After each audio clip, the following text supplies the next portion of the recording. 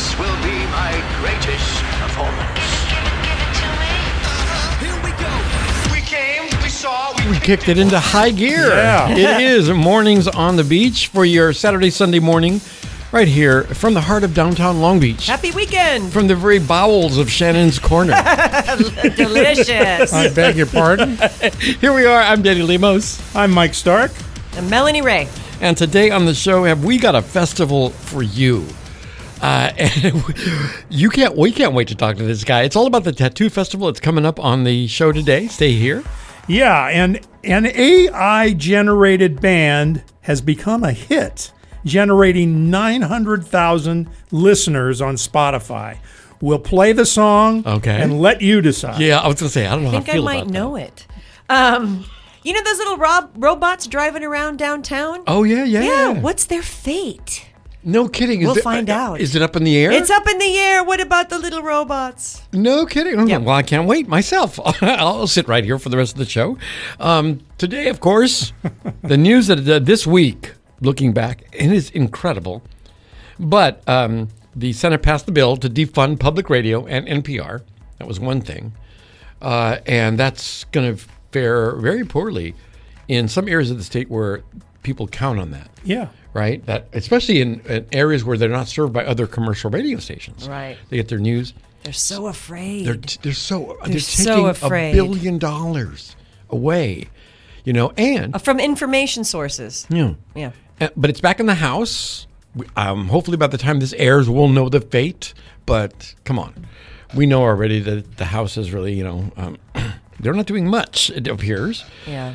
But this is going to happen, and I heard this week that they also burned $150 million worth of food that would normally have been given over to aid. Yikes. Yeah. They burned They it? burned it because it's going to go bad because they're not going to send it to Sudan. That's so evil. It's evil. I can't even hear that with my... It just evil. hurts my heart to hear that. But the big news of the week, of course, and I hope to not bring the room down. Too late. Yeah, really. The Epstein thing, the whole thing about the file, and the Republicans are actually now calling for transparency. Republicans calling for transparency? Yeah, really. What? So at first, they say there's no list, then there's a list, then we'll release it. And they, of course, Trump ran on that promise. We're going to release this list to know what's at the bottom of this. And then magically, it just went away.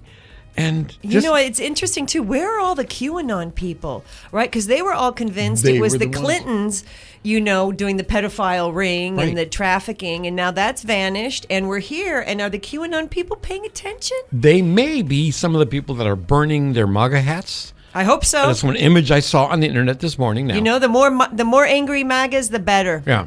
And I got to remind people sometimes stuff you see now with AI, you have to be careful. Am I looking at something that's real? Was this made up? Right. Yeah. God, as if we don't have enough to do with looking for sources that tell us the truth. Now we got to be careful that we're being sent videos that are faked or whatever. Right. And speaking of video, this week also in the news that there's a how many minutes gap in the tape, the Jeffrey Epstein cell tape when they had the camera on the cell. Yeah, it started out at 1 minute, and I think it's up to 3 now. Yeah, I think it was 7 when I read it last. Yeah. Well, how long does it take to kill a guy? Well, That's how long it is. And it's not the camera on the cell on him. It's the camera on the front door so they could see who went in and out. And there's, according to the metadata on the video, they found there's a gap. Oh, my goodness. So weird. Doesn't this remind you of, didn't that happen with the presidency, the Nixon presidency? Yeah. Isn't there a gap in tape? Yeah, and he had the decency to leave. Yeah. So I don't know what's going on, and neither do you, because they're gaslighting the whole country about all this. So if you're standing away, if you're from Mars and you've just landed here, and you see this going on, wouldn't you think there is something fishy here? You would just, I mean, come on, you don't do all of this to snowball the entire nation unless there's something at the bottom of it, and what could that possibly be? Right. You know? Well, the money involved and everything is... Yeah, and of course, I thought to myself, would this be the thing that brings down the presidency? They find out he's really a pedophile? We already know. This is the thing that kills me. And I commented on Mike's post on Facebook this very moment. We already know he's disgusting. We already know he sexualizes his own daughter. Right. He has bragged on interviews about going into Miss Teen pageants and watching them undress. Those are minors. Right. No, he said he that. He talks about it all the time. So these people knowingly voted for a sexual assaulter, voted for a rapist, and now they're all shocked that he won't come clean about his rapes. And same thing with the grift, right? Yeah. We're shocked that he's... Oh my God, he's not standing by what he said. Well, he says something, drool comes out of his face like drool. And then I go... Like it's- I go back to that statement he made way back in 2015, 2014. I could shoot somebody in Times Square. And he was right. And then I thought, what did he know then? Right. Yeah, he was right. He could do anything and get away with it. And apparently he can. And absolutely. So America. Yeah, here we are. And yesterday, as I steam and smolder, and my friends go, you know what? It'll be over. Really, calm down, relax. It'll be over. You but don't know that. you never know what's going to be over. Yeah. Whether it's going to be you, me, you never know, right? Well, Putin's been in charge a long time. Yeah, right. Right. Yeah. But if that's not enough, this week. Something about the tax law, the new Trump tax law, your big, beautiful bill, will do away with those wonderful snacks you have maybe at the office. How's that? Well, for most companies, Mike's paying attention they now. can take Now a I'm paying break. attention. They can take a tax break on the chips and the coffee and everything they give you. Really? Yeah, they can. And apparently in this new bill, God knows why they take that away. To make room for what? But anyway, so that's going to disappear. Are they going to burn next year. the snacks too? Yeah, really? My favorite is the comments in the article. This was on Bloomberg.com. And the comments in the article from CEOs about, well, we're not quite sure. They're so afraid to say anything about the snacks because they know what's going to happen. The minute those Cheez-Its are gone, there'll be revolt in the office place. So they'll say that. And of course, they won't be able to buy food for the company office party. They won't get a tax break anymore on that. So you'll probably see less and less of that. You know, this big, beautiful bill just gets big and more beautiful every day. Yeah. Yeah, and I love the cartoon in the New Yorker this week. Shows a gentleman in the hospital. He says, by the way, thanks to your president, you're going to get a big, beautiful bill. Yeah. You know, but Your Medicaid's gone. Thanks a lot. Yeah. So what do we look at as far as good news? You know? And that is really what is it important? What's important in life? And I think that the one thing to do, all of this noise, and I know you, like me, we're all affected by it. But at some point, it's about the value of life. What do you value in life? And it has nothing to do with money. And yet that's how this world is being run at the moment. Mm-hmm. And I heard somebody say that one time the Dalai Lama, instructing monks, he sat quietly, and all he did was lift up a flower. And one monk in the room got it, because it was about, this has nothing to do with meaning. It has nothing to do with anything. Truth, value, it just is. A flower is, and it's that thing of beauty that's so simple. And so I remember those things, right, and then go back to bed. Right. Yeah, because what's important, really? What is really important? Your family, the giggling, your kids playing, and the sound of somebody, you know, being hugged and appreciated. Right. All of that stuff is really what's still here. It didn't go anywhere.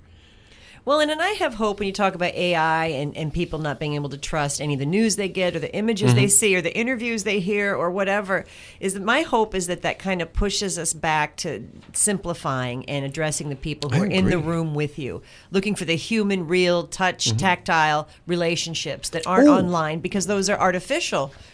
And funny you would say that, because this morning I was feeling the same way about motivating folks to come and join us for KLBP, to come out of your houses. And I thought about, I got to bring that up on the show. And then I opened my email, and here in my Medium newsletter today from medium.com, how to rebuild your social life. Right. In other words, it is possible. And I love this. It's a psychologist named Sana Rizzi. And she is talking about people who have perfected emotional distance. So in other words, we got used to it during the COVID days. Yeah. And I don't know if you were affected that way, But suddenly I realized I prefer to be home on the couch. Oh, for sure. I was affected know- that way. Yeah, I'm nervous in huge crowds now. Me too, and I don't You know. understand where that came from. Yeah, I think But it's partially that. we got affected, and we trauma. and we perfected how to deal with it. Right. So there's a way to unwind it, and I'll tell you what. Well, I'd love to get in touch with her and see if she'll do an interview with us. That'd be great. About Yeah. unwinding that, and I love the way she talks about that because we did get kind of wound up in COVID. Got used to this. Right. I got used to you could tell I got used to it because if you walk into my home, on the floor, the wood floor, is a small, worn away little spot. And somebody said, "What is that?" I said, "Right there is where my stool was all through COVID while I worked at home." Right. And because of one of those wobbly stools that helps your back, it just right. it just wore away all of the varnish. And, Yeah. But it's a memorial to, I would put a plaque there. This is where I spent COVID. And we all did that. We all became comfortable at home. So let's try to unwind that and get to something else. Because that's what's really important.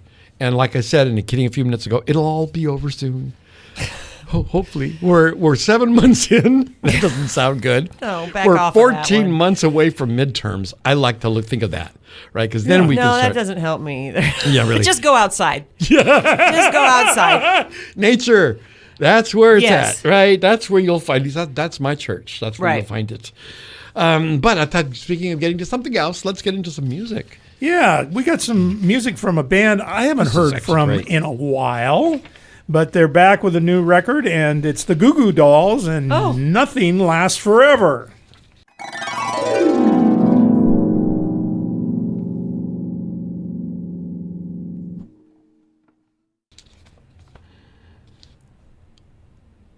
That's really a great song. I love it. The Goo Goo Dolls. Yeah. Right? Another song from them. Mornings on the Beach is where you have landed. 99.1 FM, KLBP is where we're at. And right here, Danny Lemos. Mike Stark. Melanie Ray. Today on the show, I thought about, do I want to bring this up? And this is regarding, we mentioned grift a little earlier. And this was kind of close to home because it involves a alum from CSULB, Palmer Luckey. And if you were a computer science major there 15, 20 years ago, you'll remember Palmer. And he also became kind of a right-wing advocate. And suddenly, he is the only guy that the Trump administrations can say can build their surveillance towers for the border. And here's how they did it. And I'll just use a parody. So if you're going to get a job, right, you're going to say, okay, I need somebody to come over my house. And it's going to be a well-paying job. So I'm going to, there's a friend of mine who can do this for me. So let me write the job description so it only fits that person. That's kind of what he did. He said, this company, this is what we need. And the language is exactly, strangely and eerily similar to the language that the company that is run by Palmer Luckey puts on their website. So, of course, and there's only one person they say they trust it, and it's them. So there's no other candidates. It's not even awarded yet, right? This contract to build these surveillance cameras on the borders. What they're trying to do is a web so that if you go through it, you'll pierce it and they'll find you and AI will, who knows. Yeah. But all of that. So it hasn't even happened yet. But talk about, wow. Well, that's how fascism works. It's all written for your guys. And I'm thinking, listen, if you've got a business out there, maybe you should do the same thing. Of course, there are laws that prevent you from saying, I want to target. I would have been fired if I had targeted a job to a specific person at Cal State. Well, and rightfully so. Yeah, That's right. that's you know.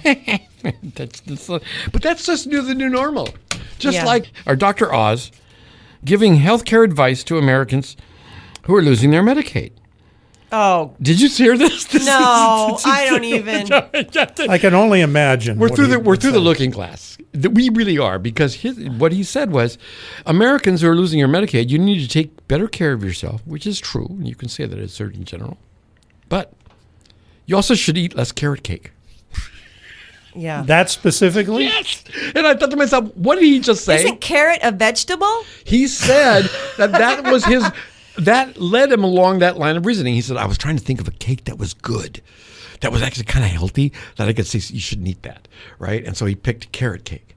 I hate these people. Yeah, and you know, to myself, these this is the people. advice you're getting for our healthcare. And this is a guy who can afford anything he wants, right? His health is not any concern of his because Or he has, Medicaid. Yeah.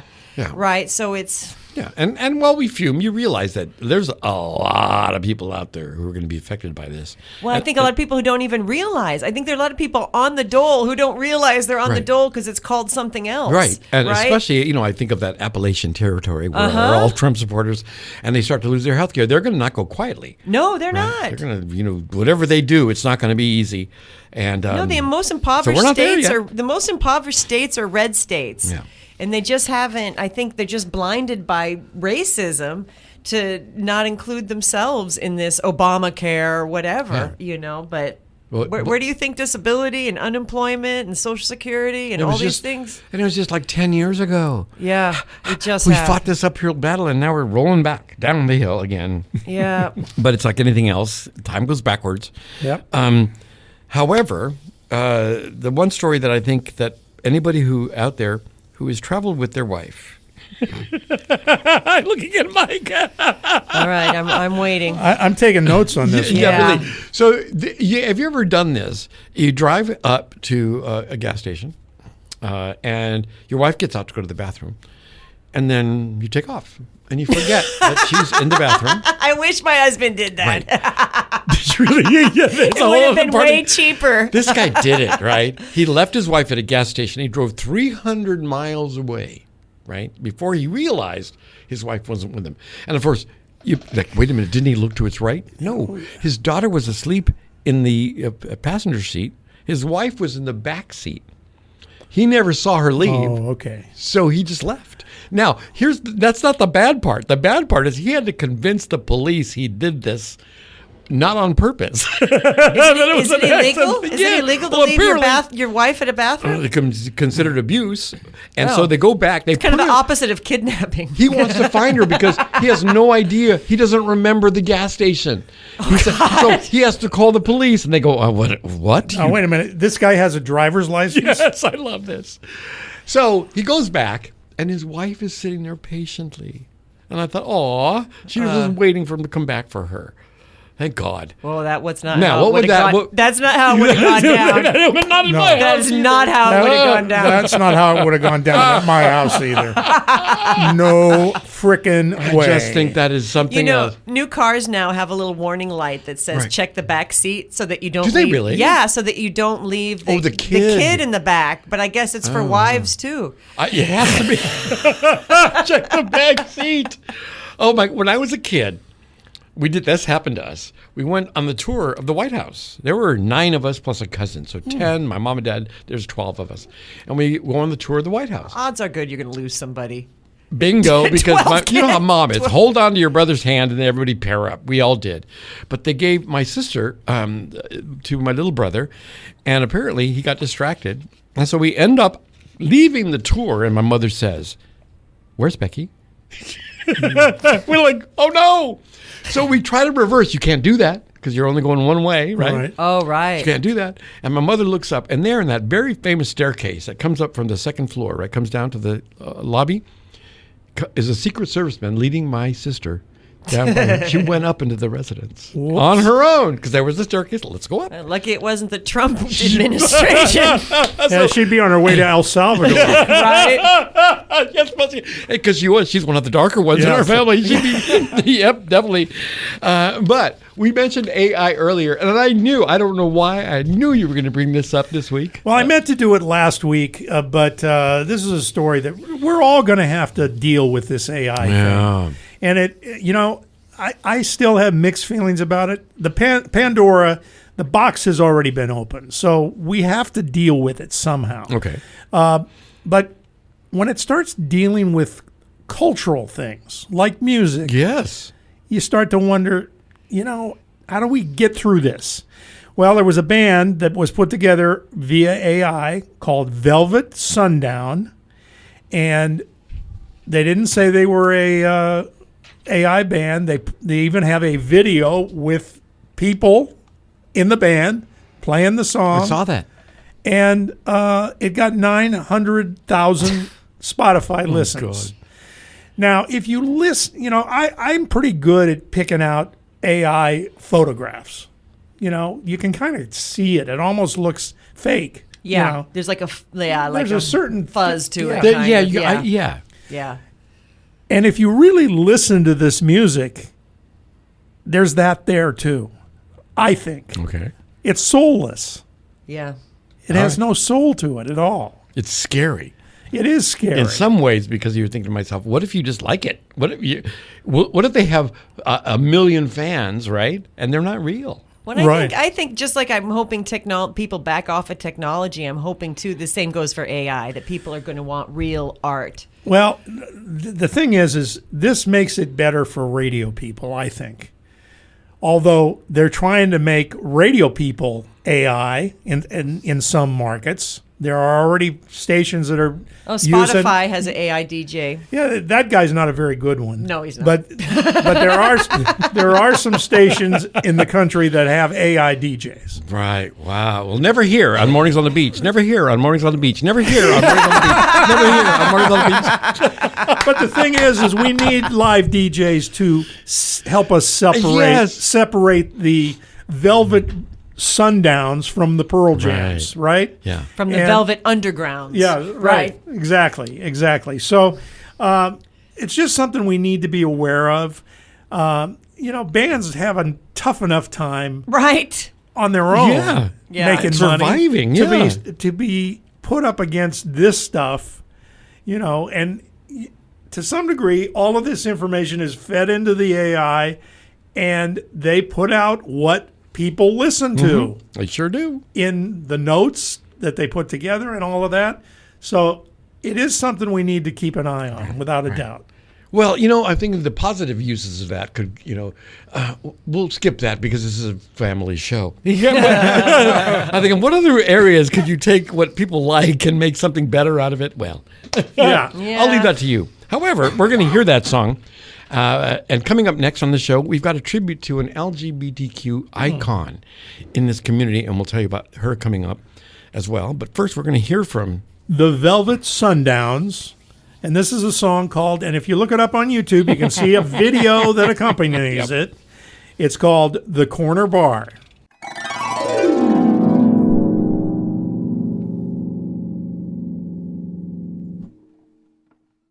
Mornings on the Beach. Danny Lemos right here. Mike Stark. Melanie Ray. And last week when we were getting ready for the show, just as we were getting ready, we found out about the passing of a longtime icon here in the LA community.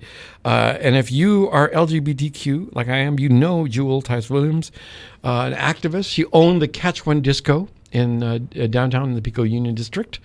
And she is legendary, first of all, for making a space that was safe for people, especially during the time of the AIDS crisis.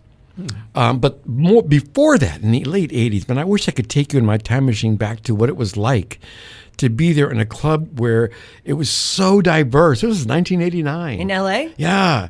And it was a black disco, gay black disco, but it was so welcoming, to the entire community. And it was so successful that then she started to spawn activism within the community, because it was always the girls who stepped up to take care of the guys. I got to say that over and over again during the AIDS crisis. And she and her partner, Rue, founded Rue's House, which was a place where you could go and comfortably pass away. Oh. And she's been an activist in this community forever. So I thought I would call my friend, Claudette, also known as Sexy DJ, if you were around, and she's still spinning today, about her memories of Jewel. In the late 80s, early 90s, I was here in LA, and I went to her club, and I asked her for a job, and she told me, I don't need any DJs. I have all my DJs. And I was like, okay. Yeah, wow. And then I was up to San Francisco, and I was playing there, and I had to come down to LA to do a fundraiser event that recognized her and her wife, Rue, for their contribution to the community. Oh, yeah. And when I started playing, they both ran up to me and goes, "What's your name? What's your number?" You definitely had a certain style. I remember dancing there while you played. What a great place that was. Catch One was amazing place, And I said, "Well, I live in San Francisco now," and she said, "Well, whenever you come back to LA, call me and we'll get you started." And then the next day, the earthquake hit. I think it was '89, because that was when the bridges collapsed in Santa Cruz. Oh, yeah. Wow. Yeah. And so you moved down here because of that? Yeah, I mean, I called my partner up there, and she was like, "You need to just stay there because everything's dead." And then I called Jewel, and I go, "Well, it looks like I'm going to be here for a while." She goes, "Okay, when can you start?" I go, "Well, when do you need me?" She goes, "Friday, Saturday, Sunday, Monday." That's great. What was it like playing there during that time? It was freedom. It was beautiful. It was everything. You had celebrities all over the place that were just like us. Of course, we all know that. Yeah. But it was really funny to see, Madonna, Warren Beatty, Elton John, Billy Preston, so many celebrities, because they were not coming to Crenshaw and Pico, the paparazzi. Yeah. It wasn't that bad. Oh, that's right. Oh my goodness, that's great. Yeah, that would definitely. Yeah. So, what was dealing with her like? Tell me a little bit about her for somebody who doesn't know what Jewel was like. Jewel, you could talk to her about anything. She could see that you needed to talk to her. No kidding.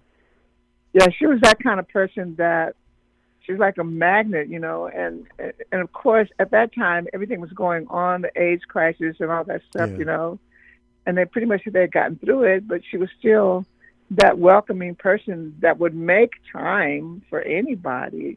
It didn't matter who it was. She made sure that if you're leaving the club with a trick, you need to tell your friends who that is. Wow. You know what I mean? Yeah. Because she wanted us to be safe, because so many people are still to this day, people picking up tricks and not knowing what happened to them. Right. She was really very aware of everything that, because we're out there kids. She called us her children, her kids. Just coming out, first time coming to a gay club. Yeah. But she made sure that we were all safe, and she made sure her security guards made sure that we were all safe. It was really interesting how she handled that. Yeah, she was amazing. Yeah. And did so much when the crisis began to escalate here in LA. She got busy. Mm-hmm.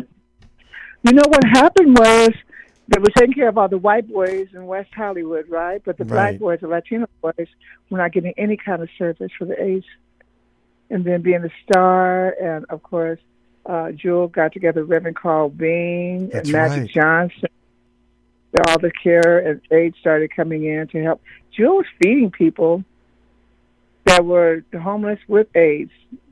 I didn't know that. She had a grill in the back. She had a kitchen also down in Jewel's room that she was cooking in also. Wow. She was taking care of so many people. Yeah, she always did. She always took care of folks. And yes. There was Carl Bean House that was open to people that weren't allowed into regular hospices because people were scared of AIDS. And then there was Rue's Place that was open. Yes. So many different things that happened. And when I saw that she had passed, I thought we just can't let that slip by. We've got to acknowledge it. No. Yeah. No. Yeah. When was the last time you got a chance to either talk to her or interface with her? Honestly, it was maybe about like 8 when they did the documentary, Jewel's Catch. Did you get to see that? I did. I saw you in it, and you hadn't told me, and I'm watching my screen, and all of a sudden, oh my God, I know her. That was awesome. Well, they interviewed everybody individually, but they took my interview and they chopped it up and edited it and put it in parts that really needed which I did not know I was such a comedian, my sense of humor or my comical view on everything. So yeah, that was amazing. How that happened. And I'm glad that got made while she was still alive, number one, that documentary. Yeah. But it will be like, I know the club is gone now. No. It's not? It's there. Oh, is it open still? Yes, but it's owned by this man that does like one night punk rock, one night Mexican something. So he's Jewel helped him get started. Oh, I didn't know that. Know what to get. Big old club. And he's got. Did you see the pictures that I took of it? Because it's black. It used to be pink. No, I didn't. He painted it black with gold and palm trees and. Yeah. That corner is infamous, right? I just loved going there. It was so freeing. And I know that the East Coast had Paradise Garage, which was Yes. its equivalent, but just it was an incredible space. I remember That was amazing. it was just and the sound of the music in there. You know what the woods were the seats on the the wooden seats that you guys were sitting on along the wall. Mm-hmm. That's where the woofers were, and they had that wooden floor. That's great. Exactly. That's it, because it was all that sound. And I remember I just saw on PBS the documentary on disco, and Thelma Houston is quoted as saying that's where she went to hear her song for the first time. Yes. Because it's really of the sound. funny. Yeah, that's wild. She took her. What is it called when you're not supposed to take your very first cut? Your first press. The test pressing, the acetate. Yes. Yeah. She said Joe said, "Well, bring it over. We'll listen to it." That's so wild. Oh, that's so wild. It's history. It's a part of history. And wow, who knew that? Way back when, I think you and we met. What was it 88 in San Francisco? Sometime around there. No, the Kiss FM with Rick Dees at 88. What's that? I remember that clearly. What's that? Say that again. I was at Kiss FM with Rick Dees in 88 with you. So we met before that in San Francisco, and who knew that we'd get down here? Myself working for 14 years with Rick Dees, and then you working with Rick, and then you working with Jewel over at Catch One. Who knew that we'd be part of that history, that musical history in LA? Wow, amazing. Big time. So Sexy DJ. Yes. Say that again. So what? Go ahead. I was going to tell you, you are a big part of why I am today. Aw. I know you don't remember this, but I was like DJing, and I said, well, how much should I charge? I'm charging $50 an hour. He goes, well, ask him for double. I went, nobody's going to pay. He goes, yeah, you go, yes, they will, because you're good. Yeah. You did tell me that. Yeah, and you said to me, you said, no, listen, you said they're stars and they're star makers. That's funny. And I do remember that you definitely knew how to work a room. You knew how to feel a room. And that's what made a DJ good. Any DJ that could feel the room. That's what it took to be good, actually. And I so miss that. I so miss you spinning. And you say you still DJ. So where do you DJ? Just private parties now, because when I got sober and clean, I couldn't do the club anymore. I hear you. Yeah. No, Paris Hilton started DJing. I was like, oh, it's over. So forget about it. Since we got you on the radio, why don't you go ahead and give yourself a plug? Where does anybody find you if they want to find Sexy DJ for their party? You can find me on Instagram, Claudette Sexy DJ, Facebook, Claudette Sexy DJ. That's great. Because my website, I'm going to tell you, my website got hacked. No COVID kidding. hit. Yeah, they hacked my website, and they said, if you give us $5,000, you're going to have your website back. And I was like, oh, forget about that. People that know me, exactly. People that know me will be able to find me, and that's how I've been still getting gigs. And word of mouth also. Yeah, I thought she needed to be recognized. I didn't want to forget that this week. There's so much going on, including the Long Beach Tattoo Festival, and we're going to check in with the organizer of the festival next, right here on Mornings on the Beach. But first... Yeah, this is an interesting tune. Motley Crue, we all know them. Yeah, definitely. Did a song back in the day called Home Sweet Home. It was sort of an anthem type song. Not exactly what they normally do, but it was a pretty big hit for them. It's been brought back with a little help from Dolly Parton. What? And I said the same thing. You know what? I saw it on YouTube and I said, I can't watch this. And finally, I gave in. And I got to tell you, it's pretty damn good. It is awesome. I love it. It's pretty damn good. So this is Motley Crue with Dolly Parton and Home Sweet Home.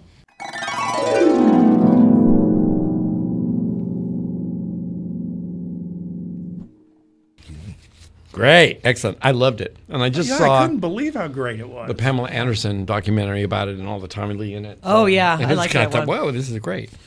Okay. You probably saw the flyers like I did all around town. Oh, I've seen the signs, yeah. About the tattoo festival. And so I just got on the phone and decided to talk to somebody who knows all about it. Troy Timpel is with us. Did I get your name correct? Yes. And Yep, Troy Timpel. Tell me what, first of all, what's going on? We want to know all about the Tattoo Festival. And then we'll talk a little bit about how it came to be. So what can we look forward to this weekend? We have an amazing show lined up for Long Beach this weekend. We have artists from all over the world, all over the states, tattooing live all weekend long. It's going to be an amazing show. We have really good sideshow entertainment, Guinness Book of World Record holding sword swallowers, live human suspension where people actually pierce their bodies and suspend from the ceiling for your amusement. Oh, yeah. Yikes. Death-defying danger in every direction. Now, It's quite an event, quite an eyeful to see. For that value, for what we have for entertainment and the world-class artists we have, you're almost losing money not going. okay. So all of that's going on at one time. I've heard about the suspending from the ceiling, and I'm not sure that would be entertainment for me. However, I know there are people that would. First of all, I was astounded. I think it's entertainment for them, too. It's kind of a pain-pleasure thing. Am I right? Well, Much like tattooing itself? well, Melanie. Yeah, there's, You know what? actually, there's a lot of cultures that use it for, introspection, all the way from Native American to Southeast Asian, different religious usage of, of it. So, It's wild. yeah. And if you want to Very get a fun. tattoo, obviously you can get one there, right? Mike wants to move on from that topic. Yeah, you can come down, get a tattoo all weekend long. We have 325 booths, 588 tattoo artists from all over the world. How do I choose? Yeah, I was going to down. say. How do I choose? And you can go to villainarts.com, has all of the artists listed. You can reach out to them. You can visit their Instagrams and see the work that they do. You can make appointments. Most of the artists book appointments through Instagram messages, or the Instagram bio will direct them on how to make appointments. Well, I have a question for you. Are you tattooed? Am I? Yeah. Do you have tattoos on? Oh, yeah. Oh, fantastic. I'm almost completely covered. Well, my question is, how do you, from your own opinion, of course, how do you choose a tattoo artist to work on you? Is there something you look for in them? Is it their artwork? Is it their skill, or word of mouth? It's really, you choose, somebody that does the style or type of artwork that you want. A lot of these artists specialize in, color realism or black and gray realism or, sacred geometry or, neo-traditional, traditional. There's a lot of different styles and nuances of tattoo styles.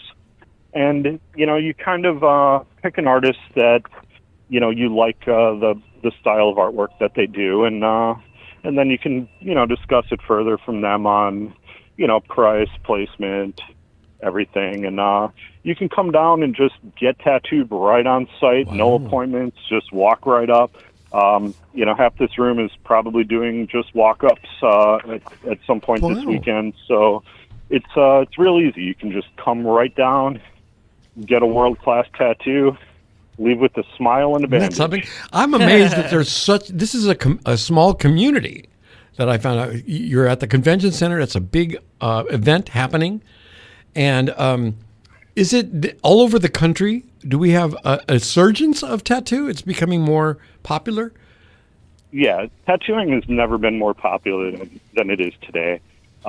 You have everything from, everybody and anybody is getting tattooed today. All of your cultural, heroes in pop culture, from musicians to sports, people are all heavily tattooed. I know. It's, Long Beach has a history, a rich history of tattoo. Yeah, The for oldest sure. tattoo parlor still running in California is in Long Beach. No kidding. Yeah, that Outer Limits, it was part of the Pike. Really? Way back then. Oh, wow. And one of my faintest memories is my mom getting a tattoo, and this would have been in the 70s, so it was less popular, but getting a tattoo at the Pike. Yeah. of a scorpion. My mother will get a tattoo, I think, when they serve ice water in hell. She's scared. My entire life, she said, you can't get a tattoo because when you get old and it gets all wrinkly, what are you going to do? And I thought about it, and I thought, well.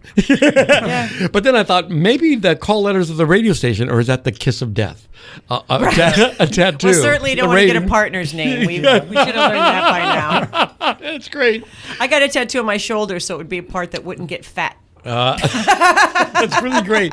So this weekend, it's all coming to Long Beach. Once again, let's give some of the details. It's when does it start? Today and tomorrow, Saturday, Sunday? Yep. Saturday, Sunday, it's from 11 a.m. on Saturday to 11 p.m. on Saturday. Yeah. Sunday from 11 a.m. till 8 p.m. Any entertainment involved? Any bands? Any musicians? It's no live music. What we do are sideshow and burlesque acts, and the live human suspension. But it's really interesting. Sideshow acts. Death-defying danger. Wow. Really, really cool. They, people that swallow swords, lift cinder blocks with their eyelids. Lots of fun stuff. Wow. Fun for the whole family. The kids will be like, whoa. Okay. Dad, can I try that? And they will be too. I've heard stories. This is the one thing that I've heard about the festival was the suspending. Right. So I'm thinking, my goodness. Well, I'll tell you what. It's early on a Saturday morning, so careful. If people want to go now, and there's tickets involved, you have to get a ticket to get in. Where can they find that information? Check out villainarts.com, and you can get tickets there. It has all the show information, times, artists, links to all the artists and bios. Great. Everything you need is pretty much on villainarts.com. Fantastic. Well, thank you, Troy, for being on our show today and giving us that information. And if you need eye hooks, well, there's Ace Hardware right downtown.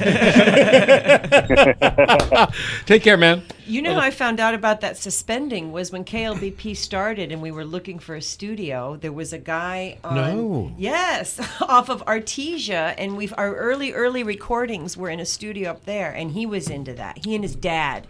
It was their bonding. The thought of it, I would pass out if I saw that. I would just. And then there was all these things he had to fight infection. Oh, of course. Because that's a whole nother thing. Oh my God. Well, we didn't think of all of it. We didn't think this through. However, that's what's going on this weekend. Next weekend, if you're interested, the Long Beach Design District Art and Design Walk is happening. We're part of that. We're going to be on the promenade at 3rd. And just a few seconds left for the show here. LA Radio Sessions will follow us on Sunday. Yeah, and it's a rerun. It's David Sauer, who is the head of, what's the name of the group? Long Beach Music? Make Music Long Beach. Make Music Long Beach. It's an interview I did with him several years ago about his band, One High Five, which is a great band. We'll have to get them to maybe play for us at some point. And then I need to promote this. Next Sunday, Bill Ward returns to KLBP. That's fantastic. Woohoo! Bill Ward, and a special, hopefully, 2-hour presentation. We're trying to coax him into that second hour. Yeah. So if it's, take a listen. It's going to be awesome. Yeah. And Mike's shows are always entertaining. Yeah. So thank you for being with us today. And this song as we go out, I chose this because to me, it's a plea and it should be heard by every member of our Democratic Congress. And it is Dropkick Murphys, brand new music from them. Who'll stand with us? Listen to the lyrics.